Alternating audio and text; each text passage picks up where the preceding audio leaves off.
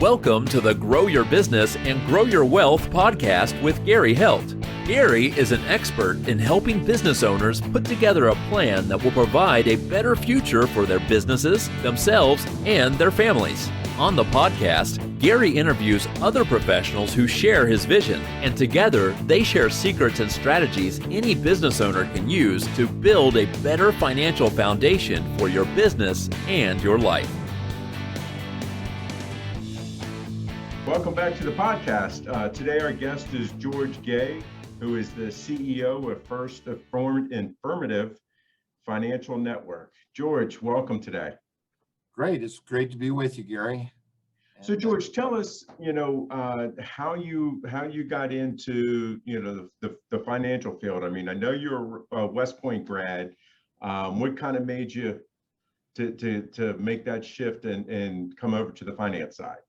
Well, actually, Gary, I was trying to figure out what I was going to do after I was in the Army, and I was on installation staff at Fort Carson for a while. And I read an article in Time magazine about the College for Financial Planning. And, I had started to invest some of my own money while I was still in the Army. It was interesting. And then I looked into this College for Financial Planning, and that looked interesting. And I signed up, started to take it actually while I was still in the Army. And then I just needed to figure out what I was going to do after my time at Fort Carson was done, and looked around Colorado Springs and found a fellow that had a business that I liked the structure that he had and he wanted to grow. So I came over and started to work with him. And then he discovered the concept of socially responsible investing, which he had gone to a conference and learned about it, came back and said that that was something that we were gonna do. So we started specializing in socially responsible investing, which is now more commonly called ESG, in 1988. Kind of finding that niche. I mean, I understand that, this person said, hey, this is what we're going to do. But I mean, do you still find that as your passion now? I think that the thing that always struck me was the idea that people should understand not just what their money does for them, but what impact it has on other people. Mm-hmm. And that the idea of integrating your values with what your money choices are has always made a lot of sense to me. People who say, well, money is an amoral instrument, that's not entirely true. I mean, right. Money, what you choose to do with your money has effects on other people, on society. And I just think that making informed choices makes a lot of sense. And to be responsible for what your decisions are is just something I believe in. That's great. I mean, I think I do find it, interesting because, many people, will talk the talk, but then when you kind of look behind the scenes with things, they're not exactly walking the walk always. So that's pretty interesting. Right. I had a speaker one time that said, people talk about their values, but if you really want to know what their values are, take a look at their day timer and their checkbook. Right. That's the truth, isn't it? Yeah. So, I mean, obviously you had a career before you got, into the finance side of things. And I always find it interesting when people have that second career, because that kind of tends to be almost their passion at that point. So, I asked earlier about, your passion. I mean, what is it that gets you up in the morning every day and want to do this? Well, at First Affirmative, we work with about 65 advisors around the country. And over the years that I've been here, of course, I had a lot of really great friends that I worked with, that some of them have retired, some of them passed on. And so the opportunity for me to work with advisors and help them build their businesses and help them to help their clients is really the most important thing for me. I do have clients of my own. I don't want to understate their importance, but the most thing is to have built an organization, to build a business, and to have worked with a lot of really great people. The other thing that I've done for 30 years is I've hosted the industry conference for the social investment industry. And so, once a year I'm an event planner too. So, after last year we had to cancel our event. I'm happily working on an in-person event for October of this year, and that's a fun thing too. Right. What about the finance industry and what you're doing now? What is it that you wish you knew when you first started out doing it? It's kind of, right now, it's very interesting that ESG, environmental social governance, has all of a sudden caught on like crazy. And, when we started to do this 30 plus years ago, everybody thought it was like the dumbest idea they'd ever heard of. And all of a sudden, I turn around all the time and see all these people say, well, we've been doing ESG for 20 years. And I know that 5 years ago, they thought I was a, tree hugging moron. Right. So the ability to work with people, all the tools, all the fabulous things that computers can do for you, you still have to, in this business, you still have to sit down face to face with a client, whether it's over Zoom or whether it's in your office or in their house. And what a client needs the most is a confident, comforting voice on the other side of the table that they believe is interested first and foremost in their well-being and their best interest. The decision to be a fee-only planner and be a fiduciary we made over 20 years ago. That was, when you say what I wish I would know, is just that most of the choices will be right. Some of them will be wrong. The ones that are wrong, you have to fix and move forward.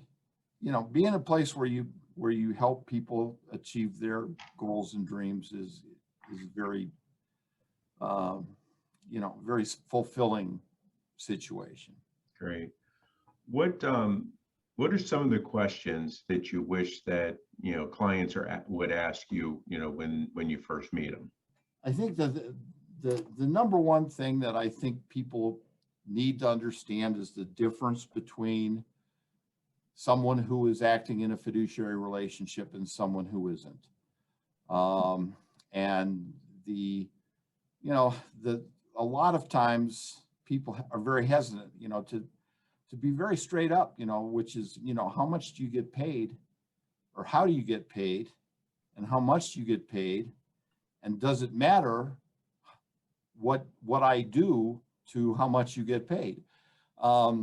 I think that's a conversation. The second thing is that, a lot of people that come to a financial advisor are doing it because it's a very foreign thing to them.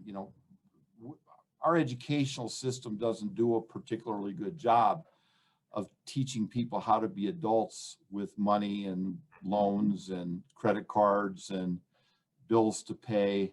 And the fact that, again, I had somebody one time that said, the thing that people don't understand is that, if they look at their family and they say, what's my future responsibility? It's not just the person I am today, but I also have to plan for the 70-year-old person that I will be at some point in the future.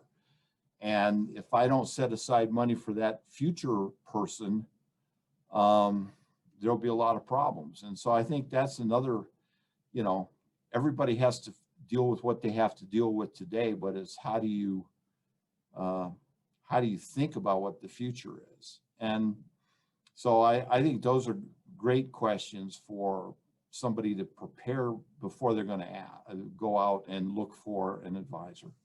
Right. So obviously not preparing for that other person like you're talking about, is certainly a mistake that people make. What are some of the other things that you see that people are making mistakes before, obviously before they get to you? Yeah, I think that the historically, when people would ask me what I do, like on an airplane or something, and I'd try and explain, and the great majority of people would say, I didn't know you could do that. Right. I didn't know that I could make some decisions about my investments that would match my values. And just over time, that becomes more and more possible. And the other thing, of course, is even in a husband and wife situation or partners, they don't talk about values, and then they start to have a conversation and they discover they're not on the same page. And so that's another thing, is that you have to be able to manage a conversation where all of a sudden you discover that one of the partners is somebody that needs security and confidence and safety, and another one's relationship with money is very different. Mm-hmm. And to help work with those people, and and frankly, you see some very, very sad situations in families with how they deal with money, whether it's how they deal between partners, how they deal with their children, just a range of things that you see in this business that you don't necessarily know in advance, that you're going to be involved in an ugly situation. Yeah. I know we lots of times run across people where husband and wife are both working full time, got a couple kids, they're making $300,000-400,000 a year, and they have nothing nothing put away.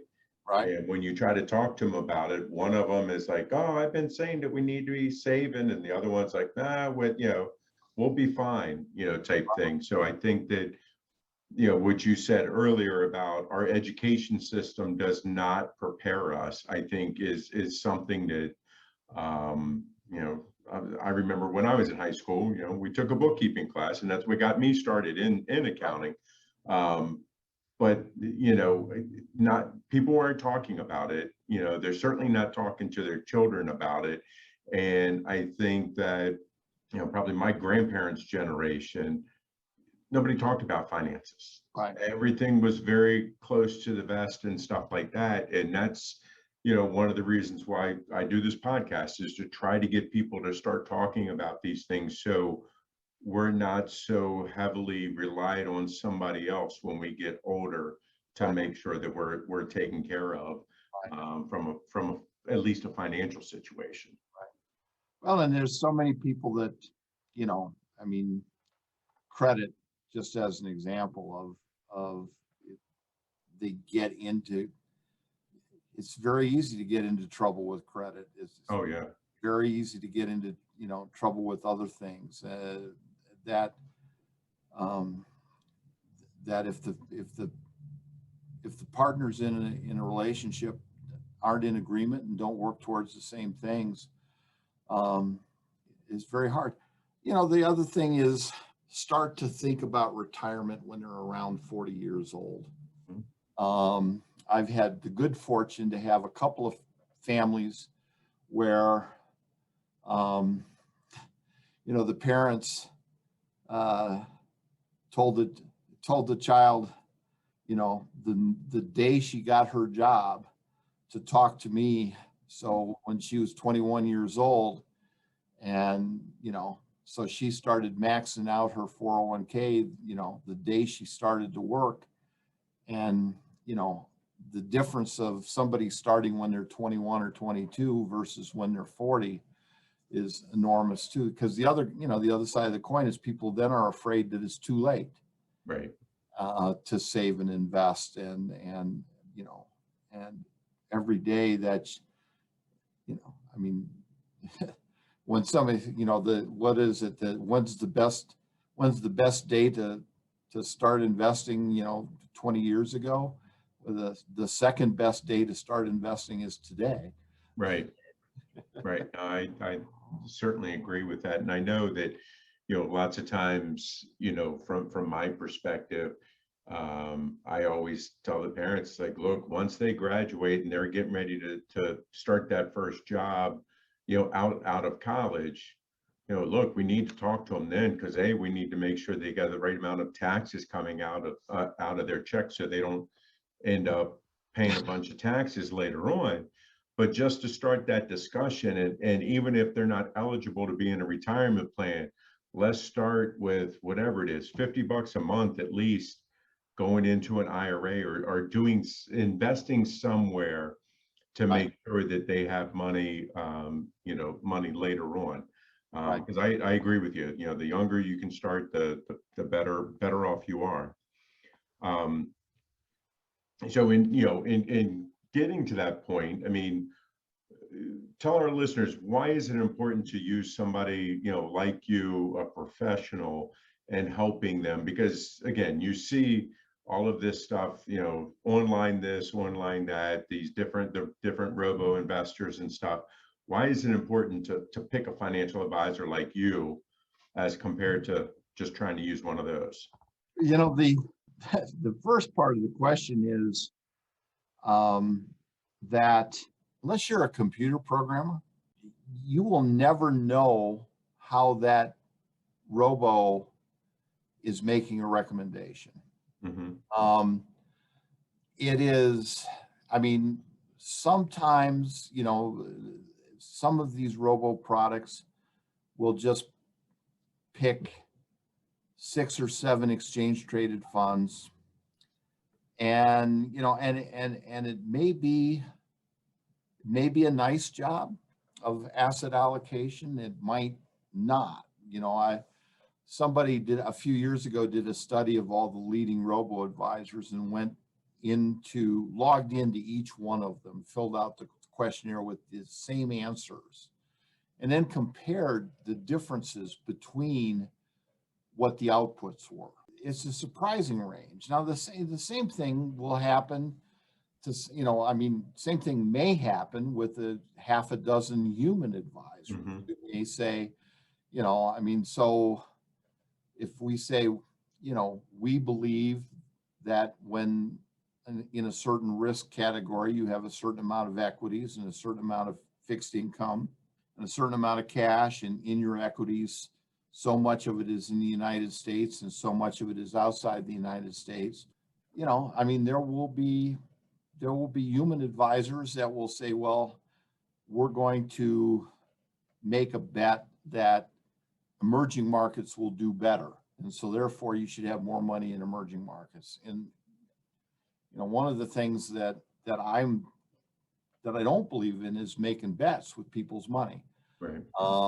And that the key thing, somebody looking at a robo advisor or human advisors, what is the process, and is it a suitable procedural prudent process? And then you can say, okay, this is something that makes sense. But you know, somebody who's not very familiar is going to have a very difficult time saying, is this something that makes. We've also seen a few times in market dislocations, some of these robo systems become inaccessible. Probably worse than the robos is what happens at like Robinhood or something. And all of a sudden, people are frightened, or they want to do something. I mean, one of the values of a human advisor is to help somebody avoid doing the worst possible thing at the worst possible time. One of my beliefs is that in good times, we believe our beliefs and we doubt our doubts. In bad times, we believe our doubts and we doubt our beliefs. And when you doubt your beliefs and believe your doubts, you're going to make bad choices. And so a human advisor is in a better position to try to keep you from making a bad choice on an emotional basis. Whereas a robo advisor is just going to is going to do whatever you tell it to do. And if, if you just, last year, if on the 15th of March, you would have said, this is terrible, I'm going to sell everything, you would have missed one of the best 12 months in the history of investing. Right. So, and some people did. So I don't know, I hope that's responsive. Yeah. I mean, I think that again, with investments and taxes and finance and everything else, I mean, I think there's so much emotion involved in it that I think lots of times, individuals need to have that human person to talk them off the cliff, and just make sure that, hey, we have everybody that, everything is kind of here. We put together a plan together. Let's not deviate from that plan, and so forth. I'm very much a strong believer of the team approach. It very much, obviously I pull that from sports, and the fact that, I look at it, I'm my client's quarterback, and I'll talk to the financial advisor, I'll talk to the attorney, I'll talk to, their insurance broker, whoever it is, we all talk and help them put together a plan. And then we need to keep the communication up. And I think that that's one thing with, if you're using a robo-advisor that you're not getting. And what happens if things change and stuff like that? Somebody, unexpectedly dies. Then what do the robo-advisor is not going to help you with that at all. Right. So I think that that's, a really a huge reason why it's important to have professionals, around people. Again, your second career, you've come across a lot of different people in your lifetime and in your career. What is something from either career, what is something that you have learned from somebody else that has really still stuck with you today? Well, the first thing, to me is obvious thing is, I was a second lieutenant. And so I had my very first boss. I went to him about something, and he looked at me, he said, look, Lieutenant, he says, it's not my job to teach you how to do your job. It's my job to teach you how to do my job. And, so go figure it out. And so I've taken that away from that is I've always considered that it's always part of my job to teach other people how to be more than what they are. Okay. And, so people, when you want to focus on training somebody, you need to train them for what they're going to do next, as well as training them for what they're going to do now.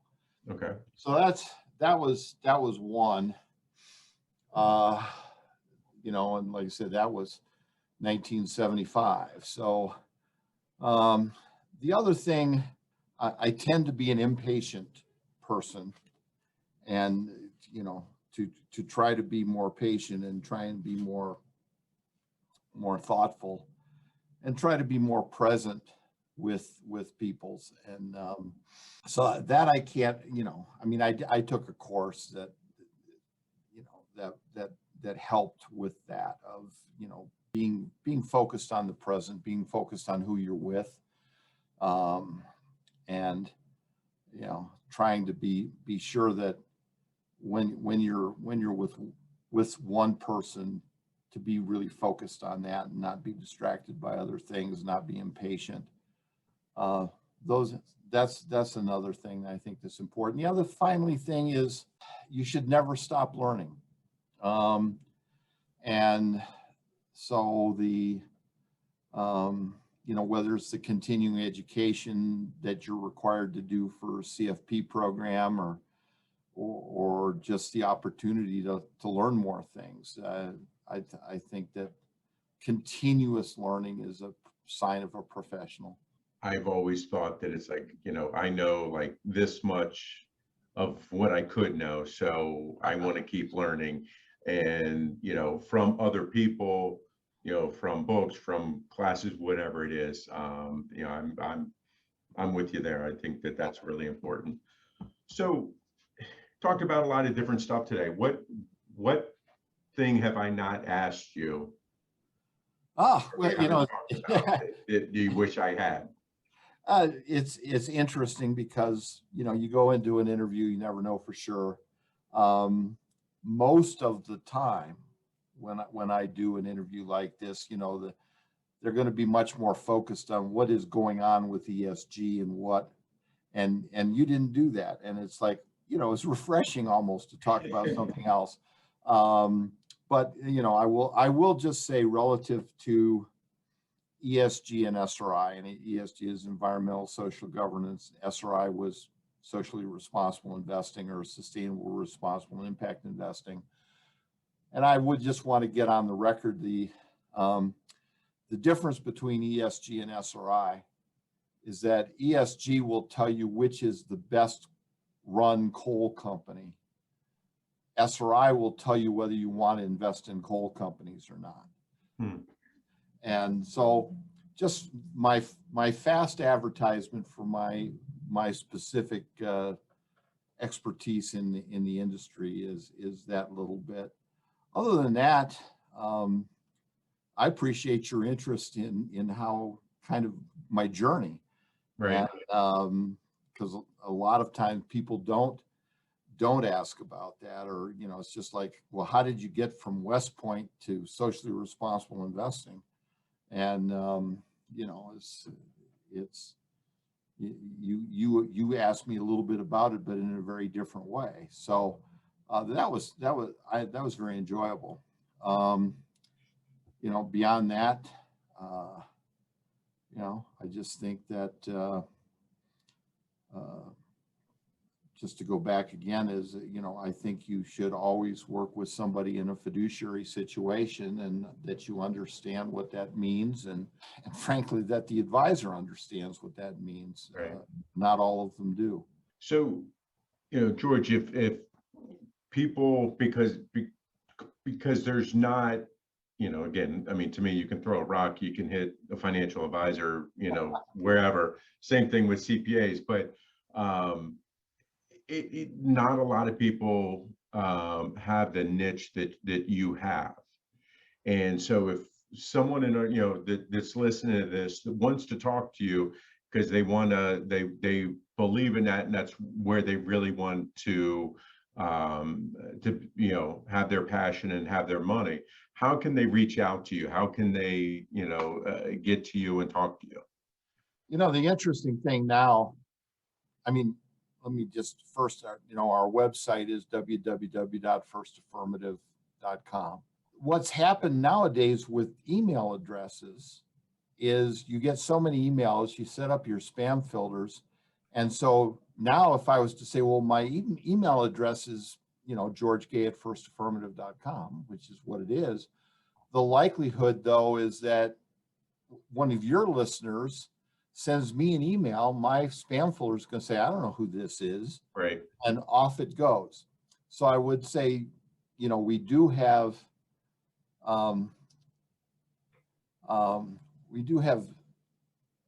service at firstaffirmative.com.